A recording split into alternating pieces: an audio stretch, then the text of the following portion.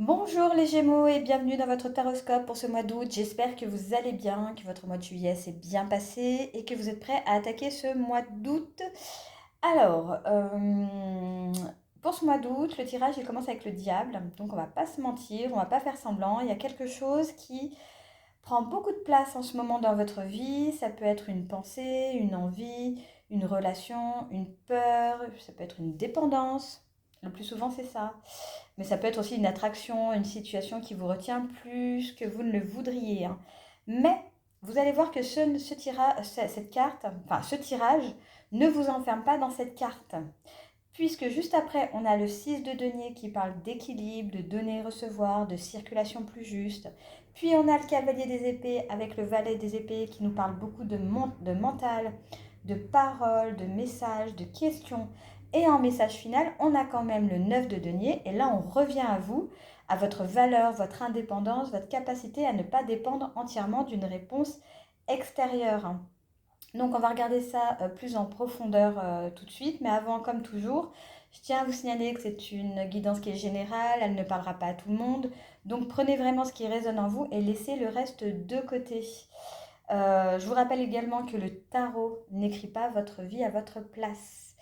Lui, il vient seulement nous éclairer sur les énergies en cours pour vous aider à observer ce qui se joue et avancer avec un petit peu plus de conscience.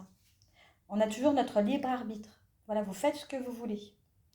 Donc on commence tout de suite avec le diable en énergie principale. Et là, le diable, hein, ça parle d'attachement, de désir, de tentation, de dépendance, de peur parfois. C'est une carte qui montre que ce qui nous retient. C'est pas forcément mauvais en soi. Le diable peut parler de désir aussi, d'intensité, de quelque chose qui nous attire fortement, mais il devient plus délicat quand on sent que l'on n'est plus totalement libre face à cette énergie, hein. En outre, vous pouvez donc être face à quelque chose qui vous attire, mais qui vous questionne aussi, hein. Ça peut être une relation qui vous occupe beaucoup, une envie qui revient souvent, une situation qui réveille une forme d'obsession, une habitude difficile à lâcher, un rapport au contrôle, à la peur, au manque, à la comparaison aussi, hein. Le diable met en lumière les endroits où l'on se sent vraiment attaché. Vous voyez, euh, c'est vraiment comme ces deux petits personnages sur la carte qui sont là, qui sont attachés au diable. C'est vraiment ça, c'est vraiment de l'attachement. C'est assez fort, hein. Et pour vous, Gémeaux, cela peut aussi passer par le mental. Une pensée qui tourne en boucle, une conversation que vous rejouez sans cesse, une phrase qui vous analysez, une possibilité qui vous excite autant qu'elle vous inquiète, hein. Vraiment, posez-vous ce genre de questions. Qu'est-ce qui vous tire vers le bas en ce moment? Qu'est-ce qui vous retient? Qu'est-ce qui vous donne envie de revenir, même lorsque vous sentez que c'est pas bon pour vous?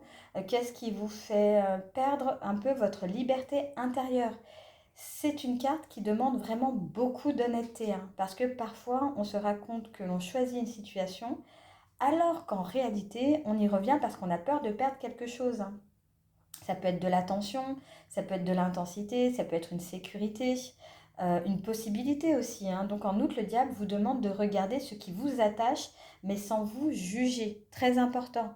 Ce n'est pas en culpabilisant que vous allez vous libérer, mais pas du tout. C'est en comprenant ce que cette dynamique vient réveiller en vous. C'est très important. C'est deux énergies totalement différentes, hein. La deuxième carte, donc, c'est ce qui se joue intérieurement. Et là, nous avons le 6 de denier. Et là, la lecture devient un petit peu plus précise parce qu'intérieurement, vous cherchez l'équilibre. Le 6 de denier parle de ce que l'on donne, de ce que l'on reçoit, de ce qui circule, de ce qui est juste ou déséquilibré. Après le diable, cette carte, elle pose une vraie question. Est-ce que vous donnez votre énergie à quelque chose qui vous répond vraiment? Parce que peut-être que vous donnez du temps, de l'attention, de la disponibilité, de l'écoute. Peut-être que vous essayez de comprendre l'autre, de maintenir un échange, de garder une porte ouverte. Mais est-ce que cela revient vers vous? Alors, pas forcément de la même manière, hein. On ne donne pas tous de la même façon, c'est pas pareil, hein. Mais est-ce qu'il y a vraiment une circulation qui est réelle, en fait, entre ce que vous donnez et ce que vous recevez? C'est ça, en fait, cette carte, hein.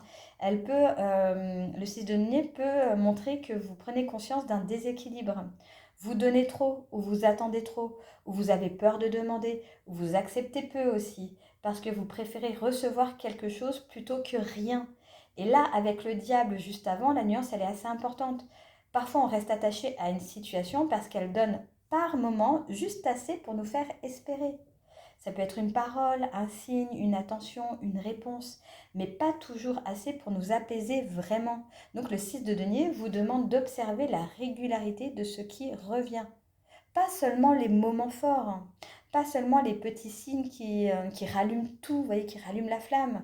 La vraie question est, est-ce que cet échange vous nourrit dans la durée ou est-ce qu'elle vous maintient dans une forme d'attente? Intérieurement, août peut donc vous amener à reprendre votre juste mesure. Ne plus tout donner pour obtenir une réponse. Ne plus courir après une validation. Ne plus confondre intensité et réciprocité. Le 6 de denier rééquilibre un petit peu tout ça, hein. Donc soyez vraiment attentifs à tout ça, à cet équilibre, aux échanges. C'est très important. On va passer maintenant du côté des relations. Et là, nous avons le cavalier d'épée.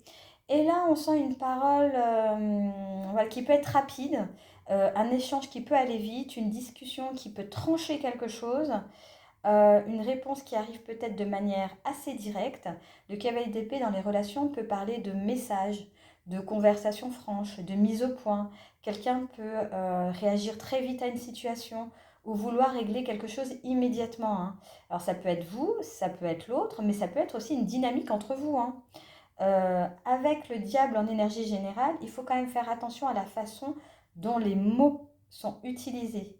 Parce que quand on est pris émotionnellement ou mentalement, on peut avoir envie de parler pour se libérer tout de suite, dire ce que l'on pense, demander une réponse tout de suite, couper court au doute, obtenir une vérité, mais tout de suite, quoi. Et parfois, franchement, c'est nécessaire, il le faut. Mais le cavalier d'épée peut aussi parler trop vite. Lui, il peut confondre franchise et impatience. Il peut lancer une phrase avant de sentir finalement que ce qu'elle va provoquer, ça va peut-être pas être ouf, quoi. Vous voyez? Donc en août, dans vos relations, le tarot vous invite vraiment à utiliser la parole comme un outil de clarté, pas comme une arme ou comme une urgence, hein. Si vous êtes en couple, une discussion peut être nécessaire, peut-être autour d'un déséquilibre, d'un besoin de réciprocité, d'une situation qui vous pèse, mais essayez de ne pas entrer dans une logique où chacun veut avoir raison. Si vous êtes célibataire, cette carte peut parler d'un échange rapide, d'une personne qui arrive avec une énergie très mentale, très directe, ou d'une conversation qui va assez vite, hein. Prenez le temps de voir ce qu'il y a derrière les mots. Et si vous êtes dans une histoire qui est un petit peu floue, un petit peu compliquée, le cavalier d'épée peut montrer un besoin de vérité tout simplement. Mais demandez-vous si vous cherchez une vraie clarté ou simplement un soulagement immédiat à une tension intérieure. C'est pas la même chose. Donc le diable, lui, il attache, le 6 de denier cherche l'équilibre et le cavalier d'épée veut clarifier. Mais la clarification doit vous rendre plus libre. Pas vous enfermer dans une nouvelle bataille. On ne revient pas au diable. Vous voyez? On passe maintenant à tout ce qui concerne le travail, les projets, le concret, le réel. Et là, nous avons le valet d'épée. Et donc lui, il observe. Il questionne, il apprend des choses, il analyse. Et c'est un personnage qui est assez curieux, qui est vif, qui est attentif aux détails, hein. Donc dans le travail ou les projets, Août peut vous demander de recueillir des informations avant d'agir. Alors ça peut, je ne sais pas si vous êtes sur un projet ou sur un travail, de lire sur ce sujet, chercher, chercher des réponses, voilà, travailler un petit peu plus en profondeur en fait sur ce projet. Peut-être s'il y a différents prix, peut-être les comparer les uns aux autres, poser des questions si vous ne comprenez pas tout. Voilà, regardez ce qui se passe vraiment, hein. Le valet d'épée n'est pas encore dans la grande décision. Lui, il est dans l'observation intelligente. Et cela peut être très utile, surtout après le cavalier d'épée. Parce que le cavalier d'épée, lui, il veut foncer. Mais le valet, lui, demande de regarder un petit peu plus finement. Donc, dans vos projets, vous pourriez avoir besoin de vérifier quelque chose, de clarifier peut-être un document que vous ne comprenez pas trop, une information, une proposition, un échange professionnel, hein. Il peut aussi y avoir des messages avec cette carte, des discussions, des nouvelles, mais avec un besoin de discernement. Ne prenez pas tout au pied de la lettre. Regardez vraiment les faits. Posez les bonnes questions. Ne vous contentez pas d'une réponse floue si vous avez besoin de concret. Pour les Gémeaux, cette carte, elle résonne beaucoup avec votre énergie naturelle, la curiosité, le mental rapide, capacité à faire des liens. Mais le risque, c'est de rester trop dans l'analyse. Donc, dans le travail, le valet d'épée peut être excellent si vous l'utilisez pour comprendre et préparer la suite. Par contre, il devient plus fatigant si vous tournez en boucle sur chaque détail. Donc, en outre, votre mental peut être un allié, mais il doit rester au service de votre liberté, pas au service de vos peurs. Si une situation professionnelle vous intrigue, informez-vous dessus. Si un projet demande à être précisé, osez poser des questions. Si quelque chose vous semble incohérent, vérifiez. Vérifiez les données. Vérifiez avant de prendre une quelconque décision. Mais ne vous laissez pas absorber non plus par une surveillance permanente. Voilà, il y a un juste équilibre à faire. On revient sur le 6 de denier, l'équilibre. Et on termine par le message final du tarot. Là, nous avons le 9 de denier. Et franchement, moi, je trouve que cette carte, elle est super bien pour terminer un tirage qui commence avec un diable. Parce que donc le diable parle de ce qui vous attache. Et bien le 9 de denier, lui, parle de ce qui vous rend autonome. C'est une carte d'indépendance, de valeur personnelle, de confort, de sécurité intérieure, de capacité à être bien avec soi-même. Donc comme message final, elle vous dit... Revenez à votre propre valeur. Vous n'avez pas à donner tout votre pouvoir à une relation, à une réponse, à une situation, à une validation extérieure. Le 9 de denier montre quelqu'un qui a cultivé son propre espace, quelqu'un qui sait ce qu'il vaut, quelqu'un qui peut apprécier ce qu'il a construit sans se définir uniquement parce que l'autre donne ou ne donne pas. Et je trouve que c'est vraiment la sortie du tirage. En août, si quelque chose vous retient, le chemin n'est peut-être pas de lutter contre cette chose toute la journée. Le chemin, il est juste de revenir à vous, à votre rythme, votre corps, votre argent, votre espace, vos envies, vos compétences, votre liberté. Le 9 de denier ne dit pas rester seul. Il dit ne vous perdez pas. Vous pouvez aimer, échanger, collaborer, vouloir comprendre, mais vous devez rester ancré en fait, ancré en vous.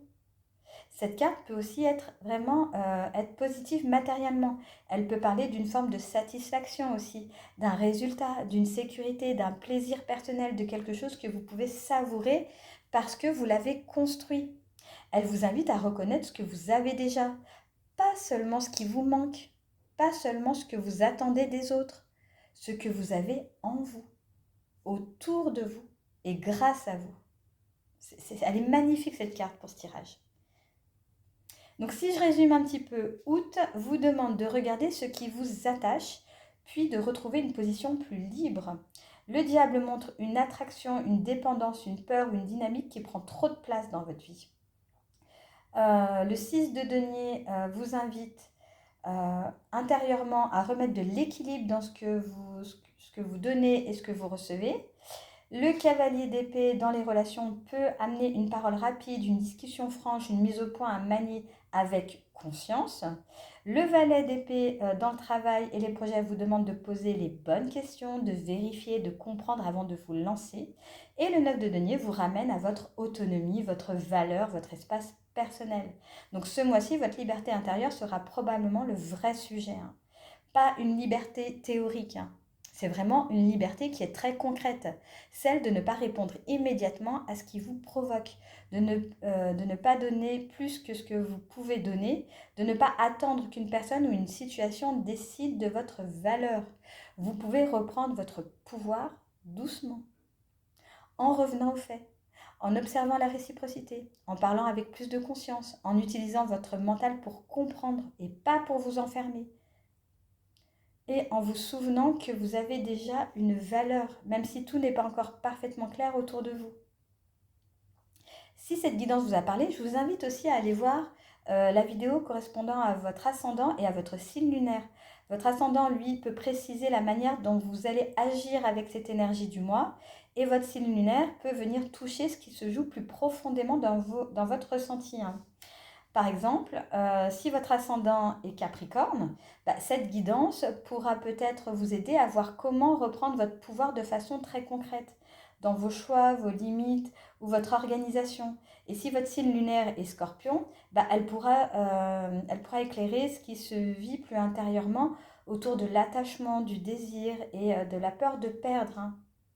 Voilà, ça peut être, moi je trouve que c'est toujours intéressant d'aller voir nos trois signes. Comme ça, on a vraiment ouais, un message très complet sur notre mois en cours. Donc, je vous invite vraiment à le faire. En tout cas, moi, je vais vous laisser ici. Je vous souhaite à tous et à toutes un excellent mois d'août. Et puis, bah, je vous retrouve bien sûr très vite dans une prochaine vidéo.